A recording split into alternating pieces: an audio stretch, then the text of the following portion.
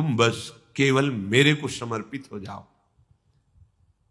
अन्य बल, अन्य आश्रय, अन्य भावना, इसका त्याग करके अनन्यास चिंतयन्तु माम, केवल मेरा अनन्य चिंतन करो। अनन्य चिंतन तभी होता है जब पूर्ण समर्पण होता है। ये भगवत प्रेम में सिद्ध हुए महापुरुषों के वचन हैं। पूर्ण समर्पण किसे कहते हैं और कैसे होता है? पूर्ण समर्पण किसे कहते हैं और कैसे होता है? जो भगवान की मांग है। ये जनाः पर्युपासते, कैसे उपासना? अनन्यास चिंतयन्तु मां, अन्य का चिंतन भी न होने पावे। ये बड़ी दिव्य स्थिति है और बड़ी आनंदमय स्थिति। बेपरवाह, परमार्थ व्यवहार बनो कि ना बनो, परमार्थ की चिंता, न व्यवहार की चिंता, न नरक का भय, न स्वर्ग मोक्ष की आस। कैसी महिमामय स्थिति! और ये समर्पण से प्राप्त होती है। ध्यान पूर्वक श्रवण करें और अपने आचरण में, अपनी एक एक वृत्ति में ये बात उतारें। वास्तविक पूर्ण समर्पण प्रभु करते हैं। हमें समर्पण की तैयारी करनी होती है। तैयारी हमें करनी होती है। कैसे करनी है? वो सब बना देंगे, संयोग बना देंगे, सदगुरुदेव मिला देंगे, सत्संग मिला देंगे, सब वो कर देंगे। आपको केवल राजी होना है। वो जैसा जैसा करते जाएं उसमें राजी हो जाओगे समर्पण के लिए, तो पूर्ण समर्पण प्रभु की तरफ होता है। वो करुणा करके हमें स्वीकार कर लेते, तभी हमारा पूर्ण समर्पण होता है। अगर हम चाहें भी पूर्ण समर्पण करना तो नहीं हो पाता है, क्योंकि मैं पूर्ण समर्पण अपने आप को करता हूं, इसमें अहंकार शेष है, अहंकार है, नहीं हो पाएगा। अभी है जैसे एक शरणागत जन प्रश्न कर रहे थे एकांतिक में कि बहुत वर्षों से समर्पित हूं, फिर भी हमारे ऊपर दुख क्यों आ रहे हैं? ये समर्पण का शब्द है। तुम हो कौन अब? शरणागत। क्या समर्पण किया? देह, मन, वाणी, चेष्टाएं, अहम, सर्वस्व। अब आपका है क्या? कुछ नहीं। तो दुख किसको हो रहा है? आप बिल्कुल शून्य पे खड़े नजर आएंगे, शरणागति पे नहीं। इसीलिए पहले शरणागति को समझो।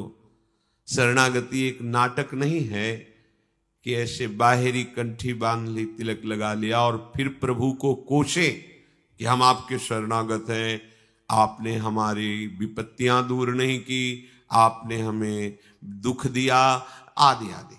नहीं नहीं, दुख का तो प्रवेश ही नहीं होगा। आप देखिए ना, अगर प्रभु की शरण में रहकर दुख मिलता है तो फिर दुख निवृत्त कहां होगा?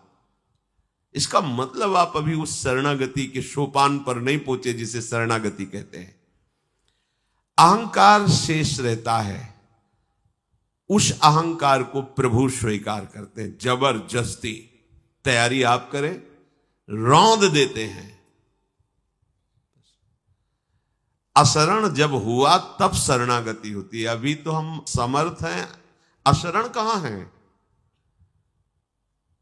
देखो ना, आप समर्थ हैं, आपके पास धन है, बुद्धि है, ज्ञान है, बहुत कुछ है, अभी अशरण नहीं हुए। शरणागति तो प्रारंभ होती है जब सब जगह झांक के देख लेता है। स्वभाव इसका ये ऐसे नहीं होता। जब सब जगह देख लिया, कोई ठौर नहीं, कोई और नहीं, तब पुकारता है हरि शरणम, हरि शरणम। ये व्यवस्था प्रभु करते हैं, ये प्रभु करते हैं। प्रभु की शरणागति में देह, इंद्री, प्राण, मन, बुद्धि, अहंकार, ये सब यंत्र की तरह हो जाते हैं और प्रभु इन यंत्रों को अपने अनुसार चलाते हैं। देह, इंद्री, प्राण, मन, बुद्धि, अहंकार, इन पर कब्जा होता है हमारे करुणानिधान प्रभु का, और प्रभु के अनुसार ये चलते हैं। अभी ये हमारे अनुसार चलते हैं, वासना के अनुसार, देहाभिमान के अनुसार, फिर प्रभु के अनुसार चलते हैं। प्रभु का जो विशुद्ध शरणागत होता है, उसका हृदय लीला भूमि वृंदावन बन जाता है। उस अवस्था में लीला बिहारी युगल सरकार उसके हृदय रूपी निकुंज पर खेलने लगते हैं। वहां कोई कर्ता नहीं बचता है।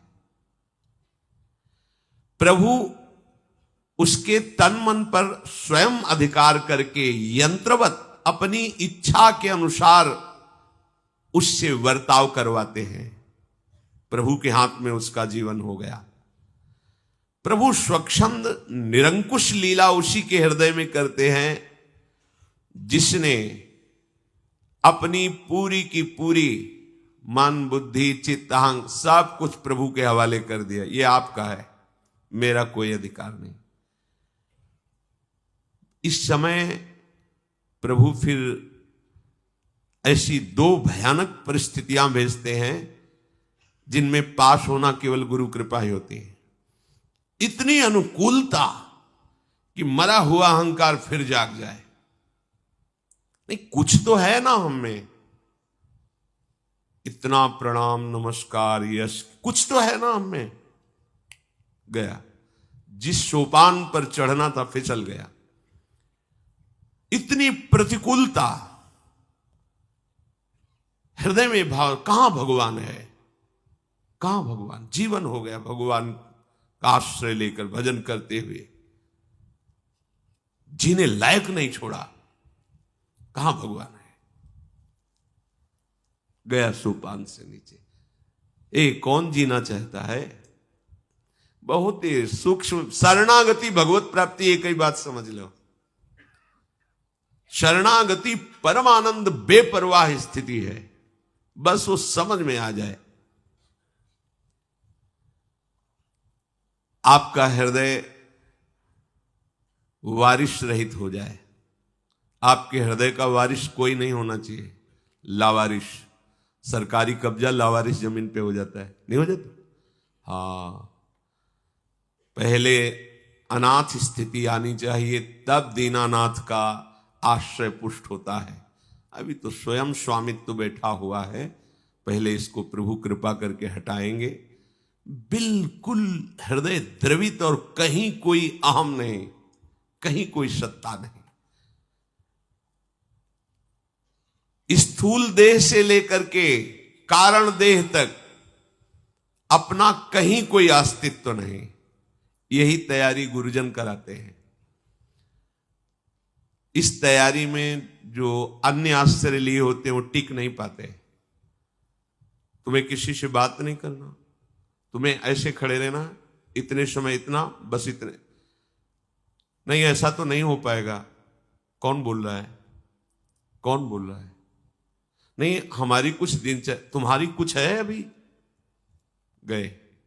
जिस सोपान में परमानंद स्वयं स्फुरित होता है, उस सोपान में एक ही शब्द जीवन में लागू होता है, वचनम करिष्ये तव। बस ये जीवन आपका है, बिका हुआ जीवन आपका है। तो पाई निधि मन मानी, जैसी रूप लाल हित हाथ बिकानी, निधि पाई मन मानी, मेरे बल श्री वृंदावन रानी। स्थूल देह से लेकर अहंकार तक, स्थूल देह से लेकर स्वभाव कारण तक पूरा का पूरा अपने प्रभु को समर्पित कर देना है। ये समर्पण करना भी आपको नहीं आता, इसलिए प्रभु संत सदगुरुदेव के रूप में अब वो जैसा कह रहे हैं उसमें बिल्कुल अपनी बुद्धि नहीं लगानी, बुद्धि भी दे देनी है। जब बुद्धि निर्णय करने लगे तो उसको भी वहां की जो वहां वचन है बस उतना ही।